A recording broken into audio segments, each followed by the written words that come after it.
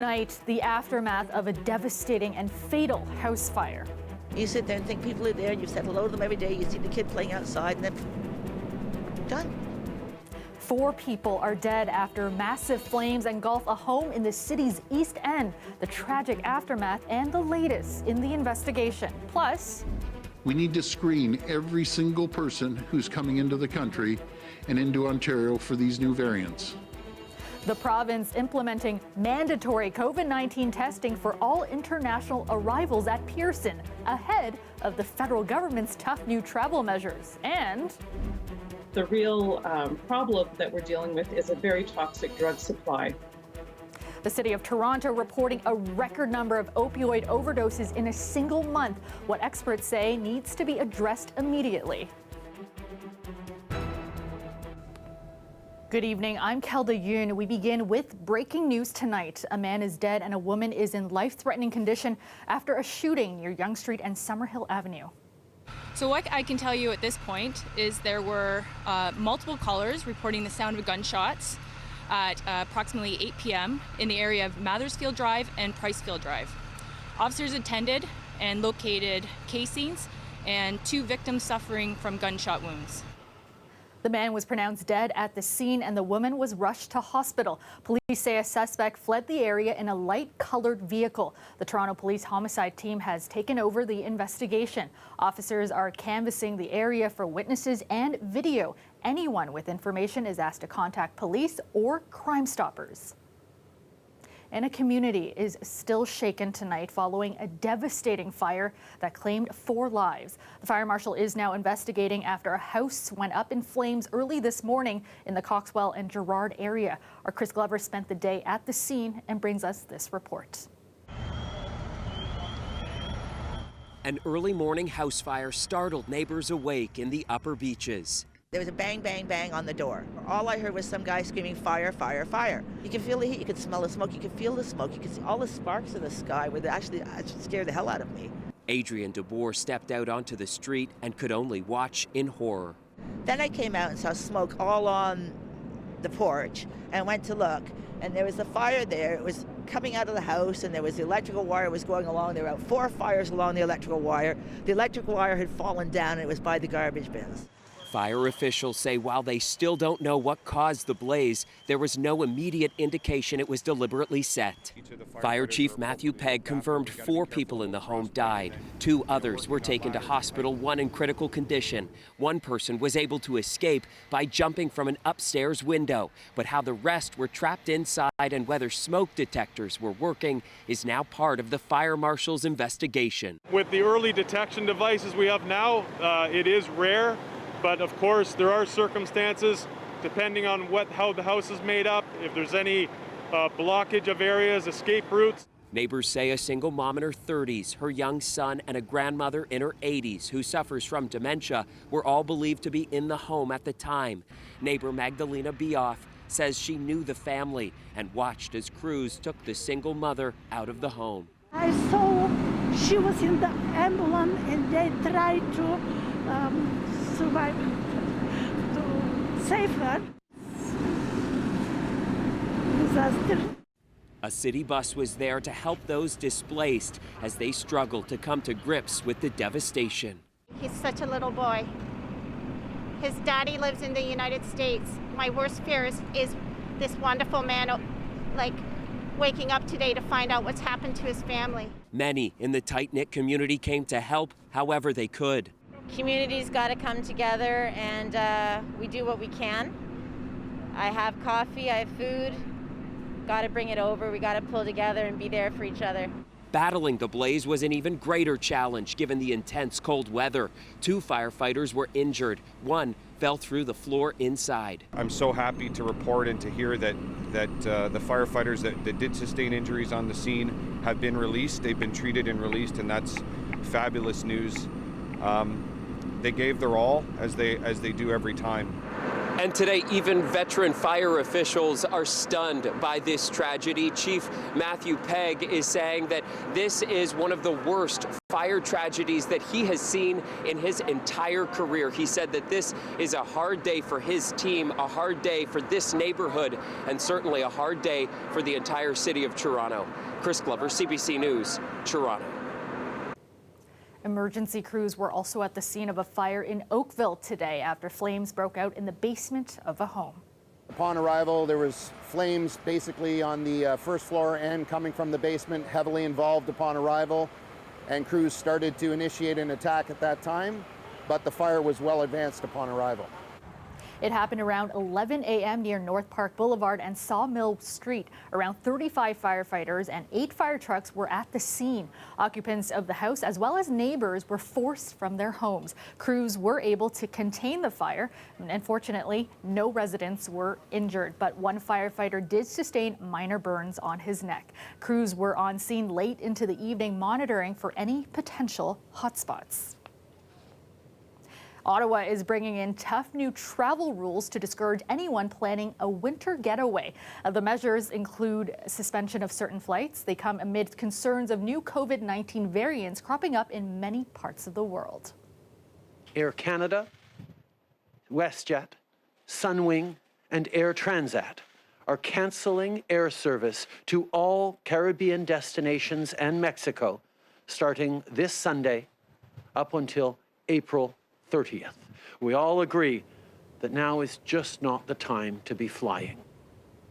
Starting next week, all international passenger flights, including from the U.S., must land at the Vancouver, Toronto, Calgary, and Montreal airports. And in addition to negative tests before boarding, the federal government plans to introduce mandatory PCR tests for all arriving passengers at the airport.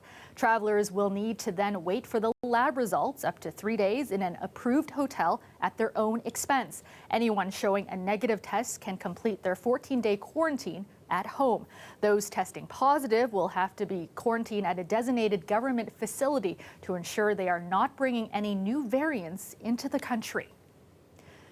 The federal testing plan isn't expected to be in place for at least a few more weeks, so the Ontario government is bringing in its own more immediate measures to stop any more COVID-19 variants from entering the province. Lorenda Redekop has that part of the story. Before the new federal rules come into place, the province is adding airport COVID screening starting Monday at noon. It looks like these new measures won't be fully in place until a few weeks from now. That's a few weeks too long. It's for all incoming international travelers to Pearson. Refuse the test and you'll face a $750 fine.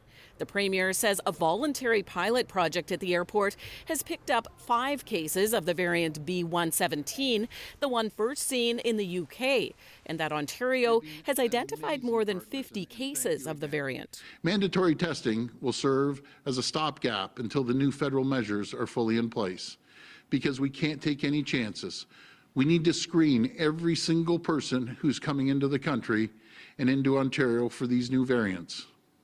For the sake of our long-term care homes, schools, and hospitals. Schools and long-term care homes are among the settings where expanded rapid testing will begin.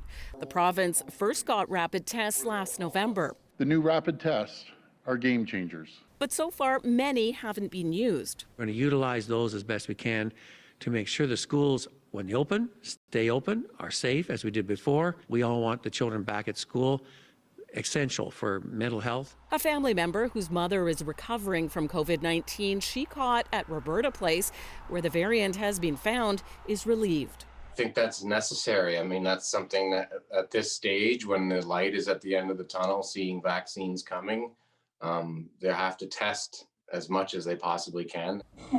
He and his brother were finally able to FaceTime their mom this week, but he's also frustrated the testing and other supports didn't come faster. I'd say, Doug Ford, you failed. This is your fault. I think that this is something that you should have shown leadership on day one and had way more people in there. He and other families met with the home online today and were told 53 people have now died connected to that outbreak. A reminder of the seriousness of COVID-19 and the new variant. Lorenda Redekop, CBC News, Toronto. Ontario is again reporting a drop in new cases of COVID-19. The province recorded 1,837 new cases of COVID-19 today. Yesterday, that number was just over 2,000.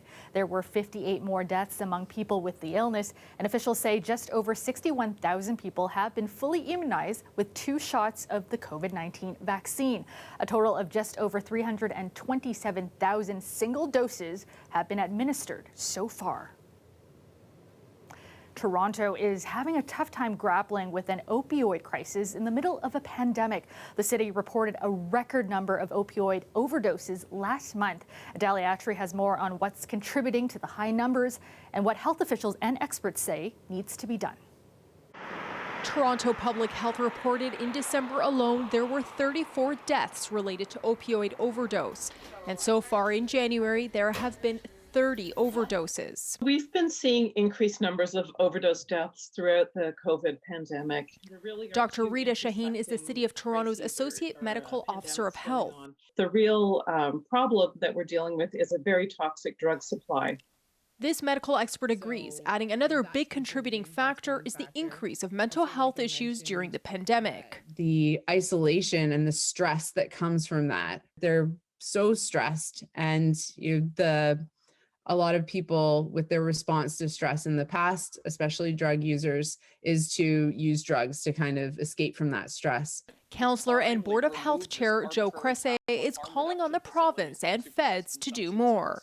We need the provincial government to provide safe supply as a form of opioid substitution treatment that they're unwilling to do. And we need the federal government to treat this like a health issue, not a criminal justice issue. More harm reduction services will help, and more access to counseling.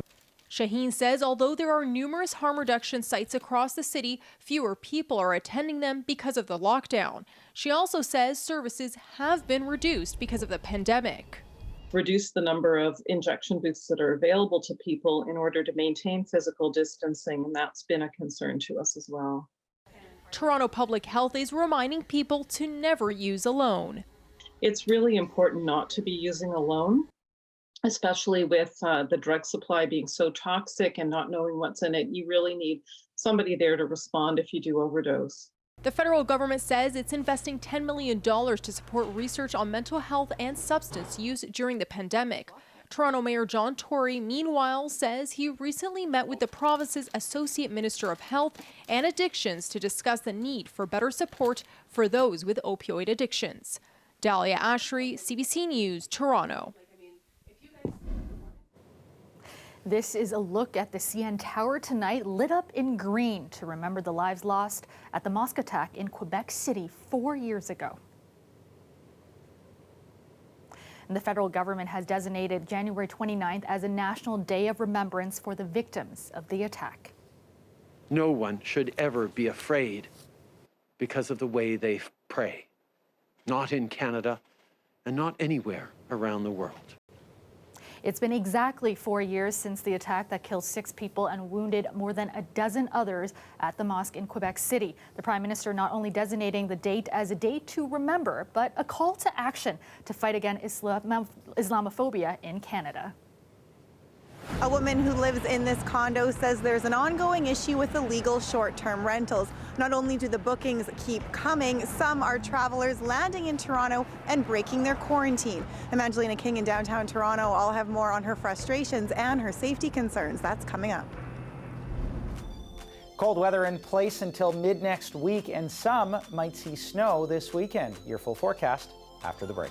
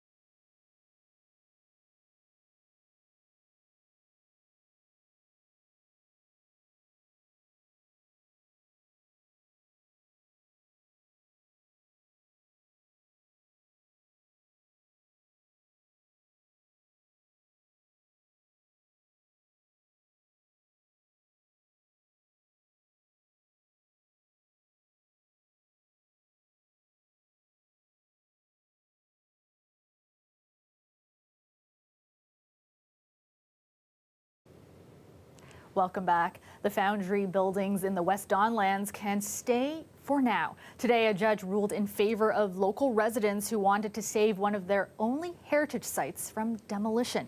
But as Ali Chiasson explains, the province isn't too happy with the decision. Stop the demolition! Stop the demolition!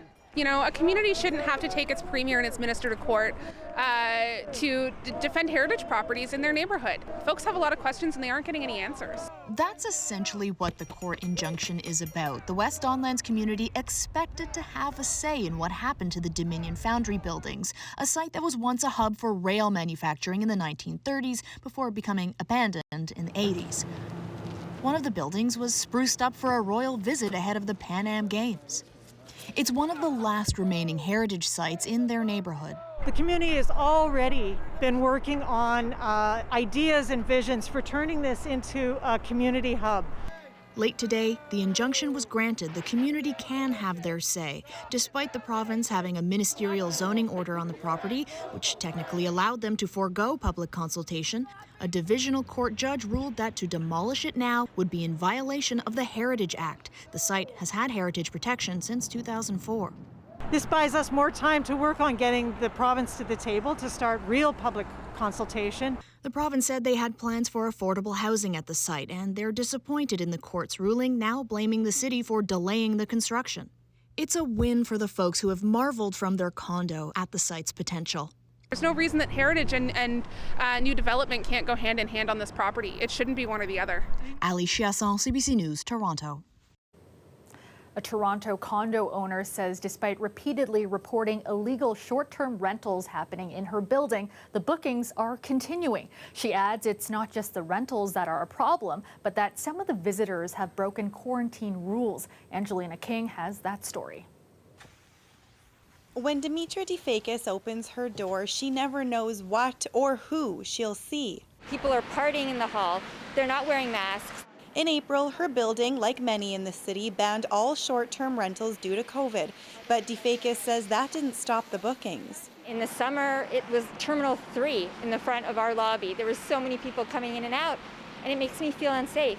She says the unit across from hers has been rented to at least one traveler from the U.S. who broke his quarantine, leaving the suite multiple times without a mask on. This is my home. This is where I live, and I want to feel safe. The condo confirms it wasn't an isolated incident. In July, property management told residents more than 40 units had been rented out to quarantining travelers.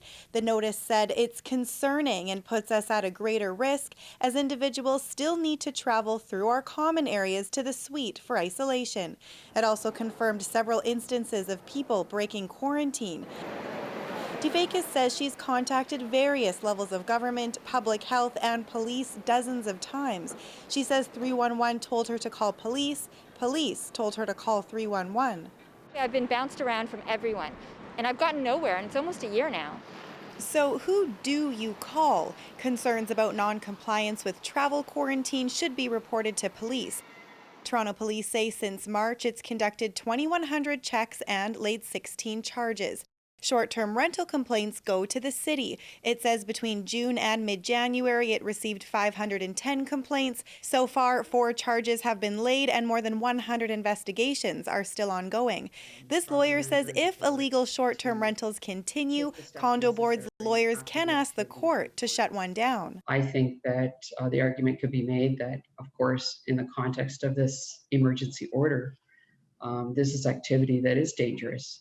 In a statement, the condo board said in part, for the few breaking the short-term rental ban, the board has taken prompt action using enforcement measures, including a lawyer. The city says it's investigated multiple complaints against the unit across from DeFakis's, but says it's currently not operating as a short-term rental. Her complaints to the city have now been closed because the unit recently sold and the American traveler has left. But she says new people have already arrived and now she's back at square one. Angelina King, CBC News, Toronto. Another very chilly day with temperatures dipping into the minus double digits with the wind chill. Let's go to meteorologist Nick Cernkovich now. And Nick, an extreme cold weather alert remains in place tonight. Hi, Kelda. Well, it certainly is cold out there tonight as temperatures are in the minus teens, and we're looking at wind chills there or even lower. Now, that's the story as we head through the next few days. Shows up in our weather headlines. Cold weather in place all the way through Tuesday. It's not until about Wednesday where we see temperatures around that zero mark once again. There is snow in the forecast for some, although I don't want to scare you with that. Not a whole lot to speak of for the GTA. And, of course, the extreme cold weather alert is in effect for the City of Toronto. Now, earlier today, we started out with temperatures around minus 15 degrees in the morning, climbing very slowly up to about minus 8 through the afternoon. With the winds, though, still felt like about minus 13. So wind chills still a factor, and it doesn't take much of a wind to drop that feel down. Just as the temperatures get colder and colder, the wind chills drop quite a bit more. Now, overnight tonight, we're looking at a few flurries here across the GTA. Generally speaking, though, clearing out by tomorrow morning, and we're looking at sunshine for the better part of the day as we head through tomorrow. There is an approaching system for southwestern Ontario as we move through Saturday night into Sunday. That's where we're expecting to see some snowfall. But if the track of this system shifts a little bit further to the north, we could see more of that around the Golden Horseshoe, and a bit of an easterly breeze here, I think, will bring with it some light snowfall across areas through, say, Burlington, Oakville, maybe even Mississauga as we head through Sunday. Total accumulations, not much, a couple centimeters here. I've got trace to maybe 2 centimeters of snow for some parts of the Golden Horseshoe, but in particular, we're talking about the west end, and that's for Sunday through Sunday night and into Monday. For tonight, another cold night there. Temperatures at minus 12 degrees, wind chills about minus 15. So not much in the way of winds. They're light, but even 5 kilometers per hour can drop that wind chill down by a few degrees. Same story as we head through tomorrow. Wind chill of minus 15. Winds pick up. Temperatures at closer to about that minus 2 mark. So you see the difference it makes with the winds there. Minus 13 degrees in the GTA, wind chills minus 14 to minus 18. Temperatures tomorrow still at about minus 7 degrees, wind chills of about minus 13. And again, fair deal of sunshine in the forecast for tomorrow. Now, heading through the weekend, it's Sunday where we expect to see a few flurries there, accumulating possibly to the west end Sunday night through Monday. Cold weather in place right through until about next Wednesday. Kelda. All right. Thanks so much, Nick. The weather is brought to you by Trane, the most reliable heating and cooling brand. We test, so it runs. It's hard to stop a train.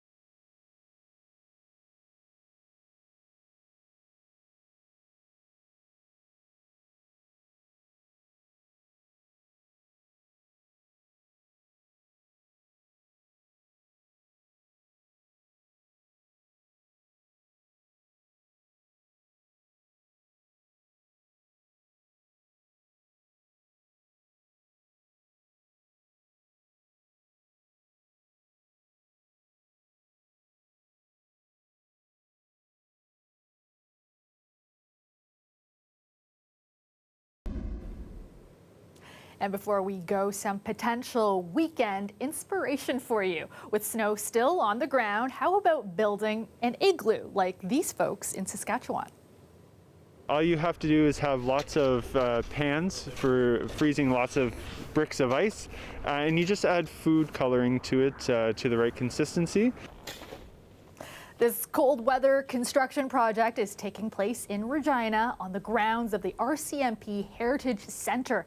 A grant from the city is actually helping these employees build a colorful, as you can see, igloo. It's part of a local initiative to encourage people to get outside in the winter months. Mother Nature has been doing her work to freeze the trays of slushy snow to form this massive ice structure. This igloo will eventually have lights installed to illuminate it at night. Pretty cool. And that is our show for you tonight and for the week. Thank you so much for watching. Maribel Tarouk has your next local newscast tomorrow at 6, and I will see you back here on Monday. Have a great weekend, everyone.